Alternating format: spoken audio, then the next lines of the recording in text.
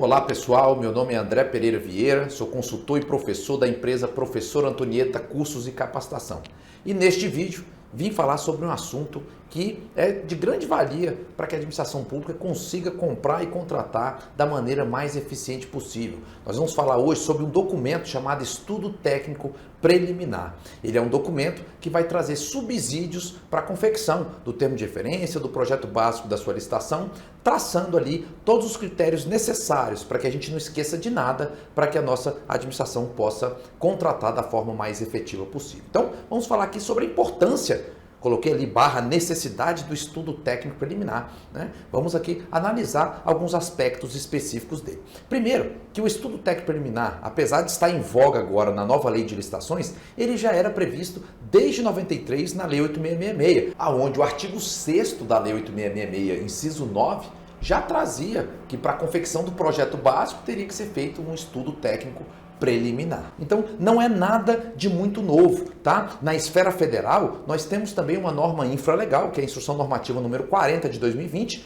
do Ministério da Economia, que também traz aqui a obrigatoriedade, né, da administração pública elaborar os estudos técnicos preliminares quando das contratações públicas. Então, nós já temos aqui algumas legislações anteriores à nova lei de licitação que fala exatamente sobre o estudo técnico preliminar. Trouxe aqui alguns acórdãos do Tribunal de Contas da União, também falando sobre a questão do estudo técnico preliminar, como por exemplo o acórdão 54 de 2012 plenário, onde o TCU diz que a aquisição de sistema informatizado de gestão de material e patrimônio pressupõe a realização de estudos técnicos preliminares, de plano de trabalho e de projeto básico, que levem em conta as reais necessidades do contratante.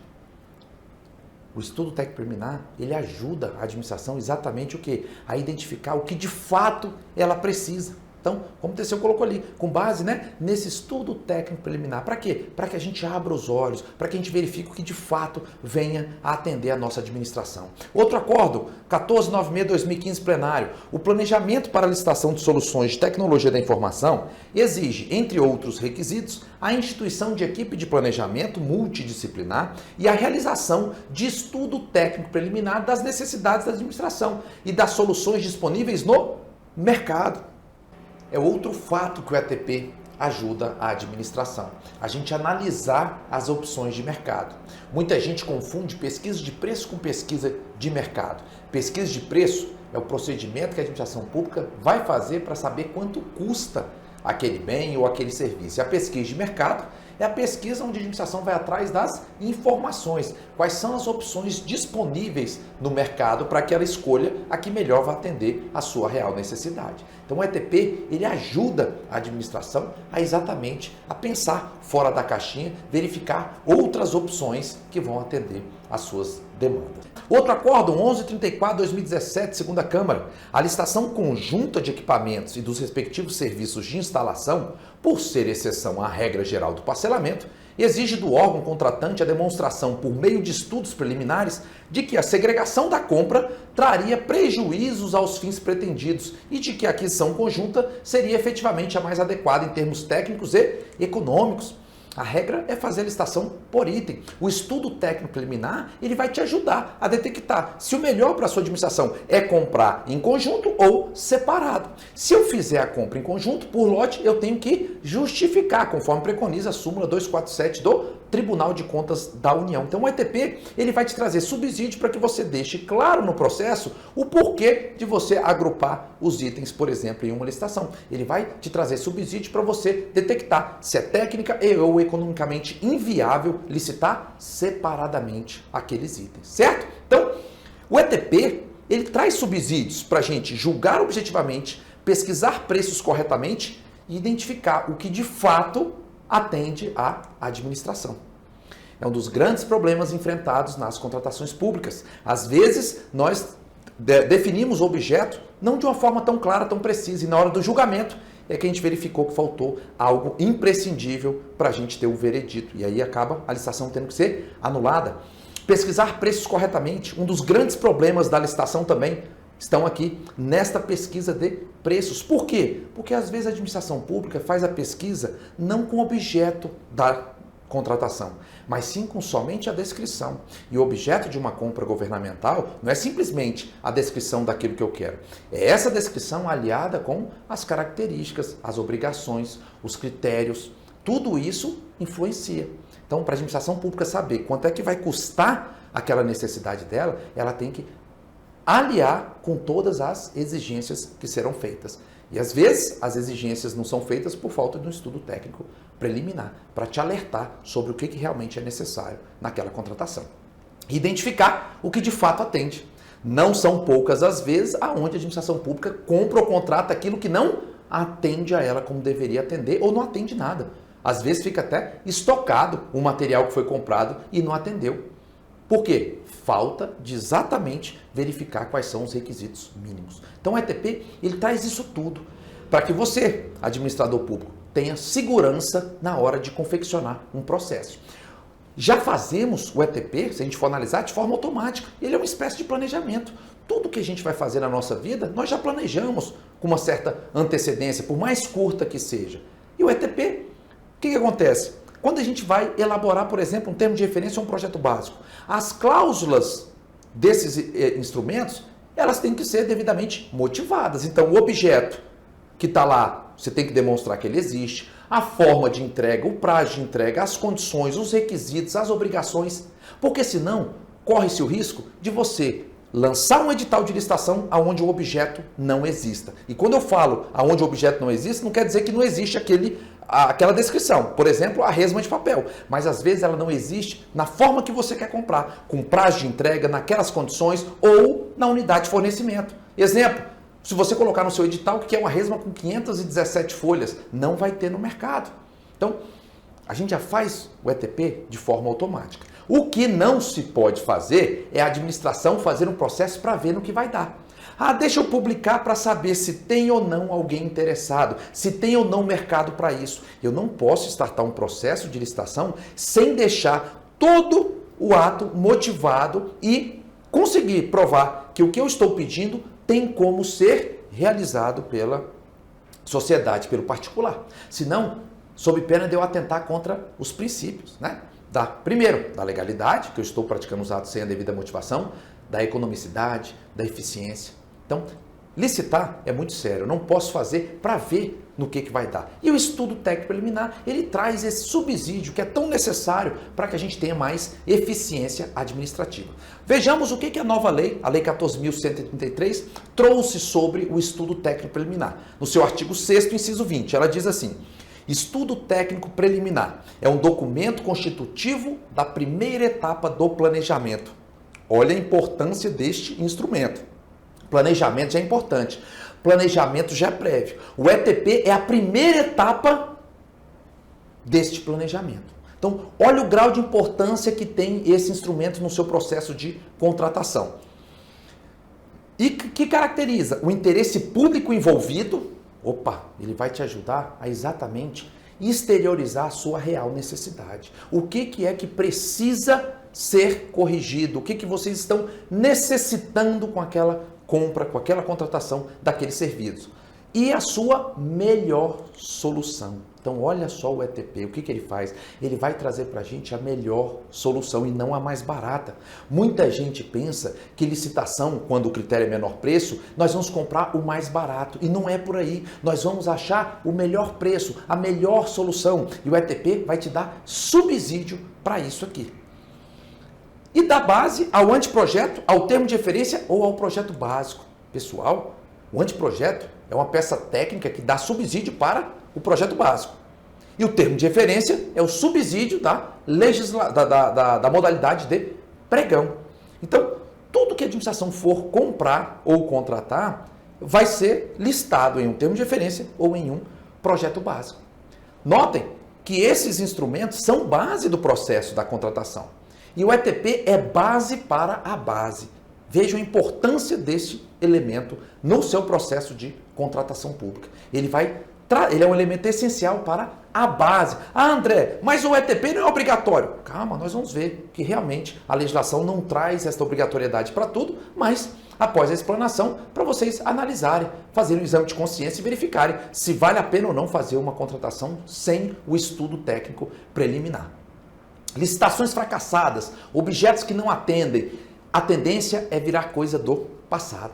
Com ETP, isso vai ficar cada vez mais difícil de acontecer. Por quê? Quando a licitação fica fracassada, não aparece, ou aparecem pessoas, né, empresas que querem participar, mas que são desclassificados ou inabilitados, ou então licitações desertas, geralmente a culpa é da própria administração. Por quê? Colocou algo que não tem como ser cumprido. Ou então, tem como ser cumprido, mas não naquele valor que foi analisado ali na pesquisa de preço. E também um outro problema, objetos que não atendem. A gente acha que vai atender, na hora que compra, puxa, não era bem isso que eu queria. Eu não pensei nos pormenores e acabei agora com um elefante branco aqui na minha administração. Então, a ideia é que isso não aconteça mais com o ETP. O ETP, ele ajuda a desmistificar que o pregão é ruim, pois somente se contrata pelo menor preço. Ele fará com que consigamos contratar como deve ser contratado. Então aquela história de falar que pregão é ruim, não, pregão só compra coisa ruim, só compra porcaria, é porque a gente não traça um padrão mínimo de desempenho de qualidade. E o ETP vai nos ajudar. Muita gente dentro da administração pública tem medo de direcionar da forma correta. O objeto da licitação, ele deve ser de certa forma direcionado, mas é aquele chamado direcionamento lícito, que significa o quê? Colocar na descrição do objeto aquilo que realmente seja relevante e necessário para atender às reais necessidades da administração. E não colocar qualquer coisa que venha a ser restritiva sem a devida motivação. Então o ETP, ele vai fazer agora com que realmente o pregão cumpra o papel dele, que é comprar bem pelo menor preço. E qual é a maneira correta de se contratar na administração? Como é que a administração tem que fazer, né, para poder ter essa contratação? Bom, a nova lei de licitações, ela diz assim no seu artigo 11. O processo licitatório tem por objetivos: 1. Assegurar a seleção da proposta apta a gerar o resultado de contratação mais vantajoso. Então, nós vamos atrás da proposta mais vantajosa. Aquela que inicialmente é o menor preço, nem sempre, no final das contas, é a mais vantajosa. Voltando aqui, ó, inclusive no que se refere ao ciclo de vida do objeto. Isso é excelente. Por quê? Nós não vamos só analisar o primeiro impacto. Nós vamos analisar a contratação como um todo. E aí nós vamos ter mais subsídios para poder direcionar da maneira correta e responder até possíveis impugnações que sejam feitas aos nossos editais. Menor preço é um dos critérios que devemos adotar quando licitamos. Porém, não quer dizer mais barato. E o ETP vai fazer com que a gente pare de comprar pelo mais barato e compre pelo menor preço, que são situações distintas. Diferença, por exemplo, aqui, ó, entre menor preço e mais barato. Menor preço, você tem um parâmetro. Você estipulou, eu quero um uísque mais barato, uma bebida. Você já diagnosticou qual é a bebida que vai te atender. Agora, se eu for só no mais barato, o que vai acontecer? Eu não tenho um critério. Eu vou pedir a bebida mais barata. O que vão me servir? Uma pinga da pior qualidade possível. Por quê? Eu não estipulei um padrão mínimo aceitável. E muita gente na administração fica com receio de estipular esse padrão e cometer erros. Mas quando a gente não estipula também o padrão, o critério mínimo e o parâmetro objetivo, aí sim que nós estamos incorrendo em um erro. Então, o ETP, ele vai te ajudar a ficar mais tranquilo para descrever o seu objeto e para direcionar licitamente a sua contratação. O correto é buscarmos o melhor preço. Tá certo? E como é que a gente consegue isso? Com essas cláusulas do ETP, que eu trouxe aqui de uma forma resumida só para a gente clarear um pouquinho as ideias. Bom, o ETP, as cláusulas, né? Elas vão te direcionar para quem realmente vai ser atendido. Então, a administração pública tem que atender a sociedade. O princípio do interesse público primário é a sociedade, depois é a própria administração. Então, vai abrir os olhos para que você contrate realmente para atender a sociedade e não para comprar e depois não saber o que fazer com aquilo dali. O ETP vai ter uma cláusula que vai ligar a sua contratação com o planejamento da administração. Então você vai ser mais assertivo, você vai deixar de fracionar licitações, você vai fazer licitação com maior ganho de economia de escala. O ETP, ele tem cláusula que vai exigir de você os requisitos necessários para que aquela contratação atenda a sua real necessidade. O ETP traz também a estimativa das quantidades para a contratação, acompanhadas das memórias de cálculos. Chega de achismo, chega de fazer uma licitação achando que vai dar para o exercício financeiro inteiro, de repente chega em agosto, acaba aquele material de expediente. Por quê? Porque nós fizemos sem o devido planejamento, fizemos, digamos que, no chute. O ETP, ele vai te alertar para que você realmente comprove aquela sua real necessidade e não perca tempo, não seja ineficiente, fazendo, por exemplo, 2 pregões em um ano só, perdendo em racionalidade do processo licitatório, fazendo 2 pregões para atender a sua demanda do mesmo objeto e também perdendo em economia de escala. Porque se tivesse feito um único pregão com a quantidade total desses 2, unitariamente a tendência é o preço sair mais barato, exatamente pela economia de escala, e a gente gastar um único processo de licitação. Então o ETP vai te ajudar nisso aí também. O ETP, ele vai te ajudar a fazer o levantamento de mercado, que consiste na análise das alternativas possíveis e a justificativa técnica e econômica da escolha do tipo de solução a contratar. Ele vai te abrir os olhos para outras oportunidades. Ele vai te mostrar que pode existir outra solução para aquele seu determinado problema. O ETP também tem cláusula que vai falar sobre a estimativa do valor da contratação, que vai subsidiar você, agente público, na hora da escolha da licitação, da modalidade ou da dispensa, dependendo conforme for o caso, né? E a melhor parte, no meu ponto de vista, a melhor cláusula aqui do ETP, a descrição da solução como um todo, inclusive das exigências relacionadas à manutenção e à assistência técnica quando for o caso. Olha que maravilha!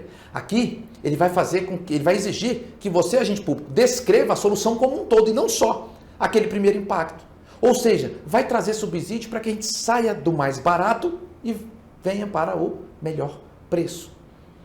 Como eu falei, muita gente tem receio de fazer esse tipo de direcionamento. E aí, a melhor parte que nós temos aqui é exatamente verificar a contratação como um todo. Por quê? Trouxe aqui como exemplo. Como que a administração pública vai conseguir comprar um produto que a gente sabe que é mais caro no mercado? Por exemplo, você vai na sua casa, no mercado normal, comprar um sabão em pó. Você sabe que o sabão em pó, que custa R$12, ele lava, digamos, 30 peças de roupa? E você sabe que o sabão em pó, que custa R$10, ele lava só 15 peças de roupa. Qual que é o mais barato? O de R$10. O de 12, ele é mais caro, inicialmente. Mas se a gente for analisar o uso do objeto, qual é que é mais vantajoso? Comprar o de 12 e lavar 30 peças de roupa ou comprar o de R$10 e lavar somente 15 peças de roupa? No frigir dos ovos, no final das contas, qual que é a melhor solução? O sabão mais caro. Só que como fazer isso? Tem gente que até arrepia na hora de pensar em botar isso num termo de referência. Meu Deus, vai chover de impugnação. Gente, não tem problema. A questão é a gente motivar para que a gente possa responder a possíveis impugnações. Então, eu trouxe um exemplo aqui. Por exemplo, imaginemos que a administração queira comprar 10 aparelhos de ar-condicionado. Tudo bem?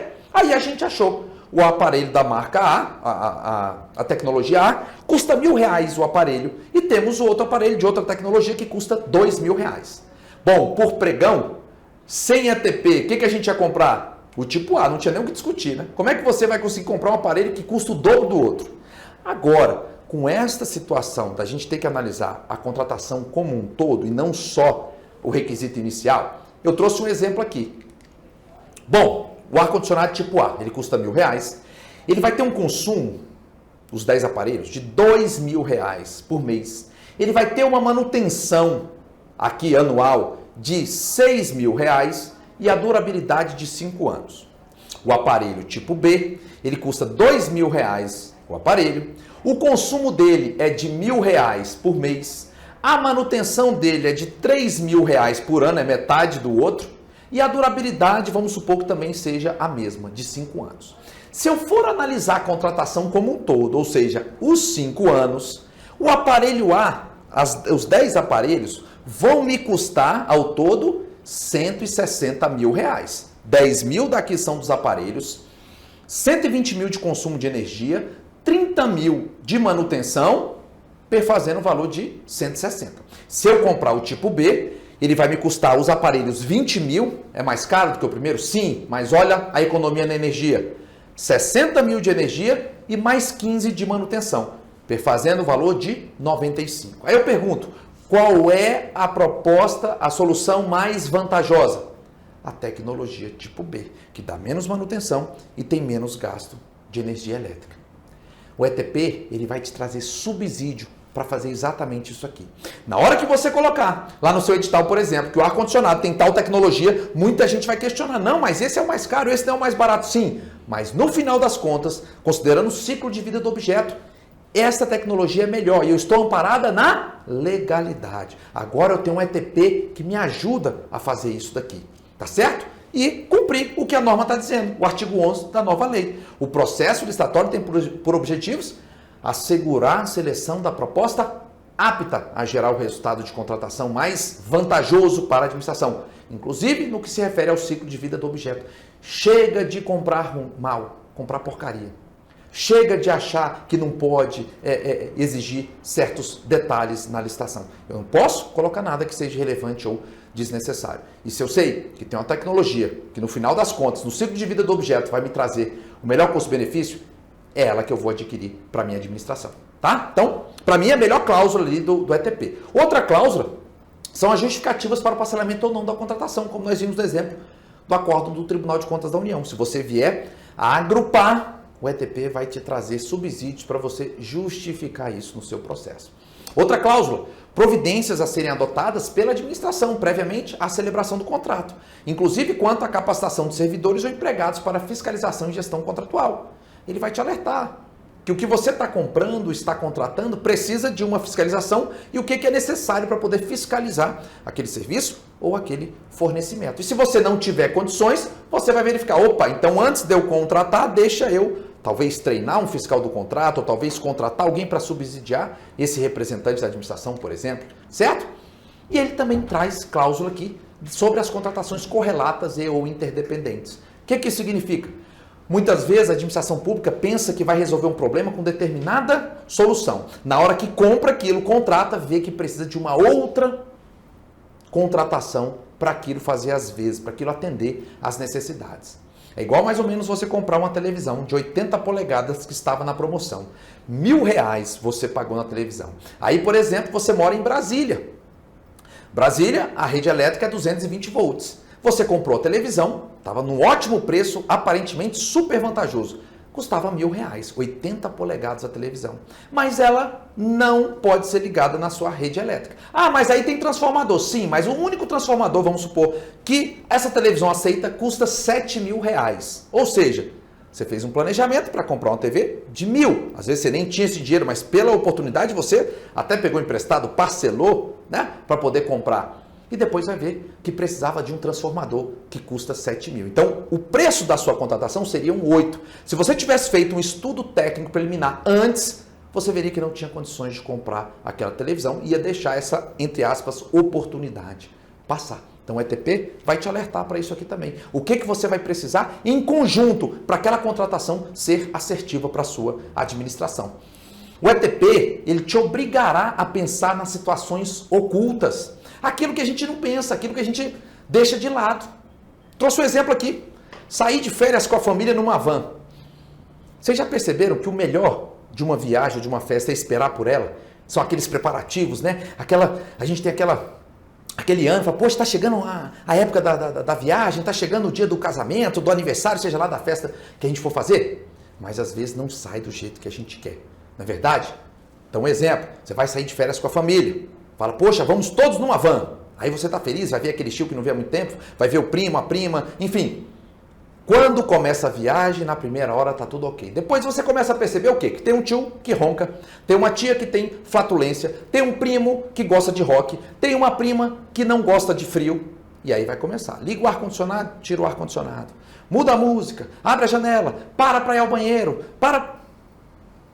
Aquilo que talvez você achou que ia te atender, que fosse uma viagem para você descansar, para relaxar, acabou te deixando mais estressado. Então o ETP vem na última cláusula, posicionamento conclusivo sobre a adequação da contratação para o atendimento da necessidade a que se destina.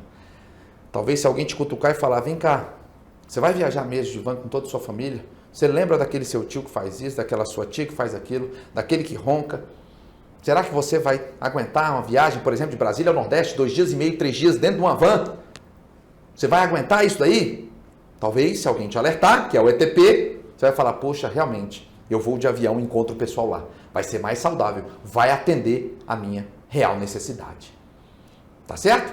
E quando utilizar o ETP? Bom, para mim, né, se hoje fosse gestor, eu utilizaria ele para tudo. toda contratação que eu viesse a fazer teria que ter um ETP, por mais simples que seja. Muita gente pensa, poxa, mas é burocrático, vai ter mais um documento no processo. Mas esse documento ele pode salvar a vida de vocês. O processo, né, que eu falo vida, seria o processo. É como se você fosse, por exemplo, você vai sair de viagem. Você não faz um ETP, você não faz um checklist para ver o que você precisa. Aí você esquece logo a identidade. Ok, você não perdeu tempo fazendo o checklist, mas não atingiu, você não vai poder embarcar sem o seu documento de identificação. Se você tivesse, entre aspas, perdido um tempo ali para fazer o seu ETP, por mais simples que ele seja, você conseguiria o êxito naquela sua necessidade. Então, o artigo 72, por exemplo, da nova lei, ele traz o seguinte: o processo de contratação direta, que compreende os casos de inexigibilidade e de dispensa de licitação, deverá ser instruído com os seguintes documentos. 1. Documento de formalização de demanda e, se for o caso, estudo técnico preliminar. Olha lá, se for o caso. Bom, fica a seu critério. Fazer uma dispensa de licitação sem um ETP. E aí? Pode ser que você esqueça de algo que seja primordial. O ETP, você deixou de lado, você não fez talvez uma pesquisa de mercado, você não se atentou para a contratação correlata que precisava junto com aquela dali para poder funcionar o que você quer que funcione dentro da sua administração. Então, você corre esse risco. Tá? Então, a legislação aqui, por exemplo, nas contratações diretas, ela não traz esta imposição de se fazer o ETP. Outra hipótese, a Instrução Normativa 40 de 2020 do Ministério da Economia, que fala do ETP, né, da esfera federal, lá da 8666 e da 10520, ele diz o seguinte, ó, no artigo 8º, a elaboração dos estudos técnicos preliminares é facultada nas hipóteses dos incisos 1, 2, 3, 4 e 11 do artigo 24 da Lei 8666 e dispensada nos casos de prorrogações contratuais relativas a objetos de prestação de natureza continuada. Então, tudo bem, natureza continuada, você já está ali, em tese, não precisaria de um estudo técnico preliminar, porque você já fez. Mas agora, nas outras hipóteses ali, por exemplo, de dispensas de licitação, será que não seria interessante a gente fazer um estudo técnico preliminar, por mais simples que seja? Dispensas ali, né, por valor, dispensa por emergência, por exemplo. Então, fica a critério da administração. E, na esfera federal, no caso do pregão, o decreto 10.024 de 2019, ele traz no artigo 8º, que o processo relativo ao pregão, na forma eletrônica, será instruído com os seguintes documentos, no mínimo: estudo técnico preliminar quando necessário. A norma não falou quando é que vai ser necessário. Então, tem muita gente que não faz. Agora, geralmente os processos venham trazer problemas, eles trazem problemas para a administração quando não são feitos com ETP. Com ETP, a gente vai mitigar os riscos dos processos não atenderem às reais necessidades da administração pública. E com ETP, a gente vai cumprir literalmente o que a norma está dizendo aqui. Por exemplo, a nova lei no artigo 9º. É vedado ao agente público designado para atuar na área de licitações e contratos, ressalvados os casos previstos em lei, 1. Admitir, prever, incluir ou tolerar nos atos que praticar situações que sejam impertinentes ou irrelevantes para o objeto específico do contrato. Então, se você pede para comprar ou contratar algo que o mercado não atende, você está incorrendo aqui. É expressamente vedado, a própria lei determinou. Então, se a gente faz o ETP, ele vai fazer com que a gente fuja desta hipótese aqui, de colocar, né, descrever algo que seja pertinente, que seja relevante para a nossa administração. Então, esta é a importância do estudo técnico preliminar em um processo de contratação pública. Um abraço, fiquem todos com Deus e até um próximo vídeo.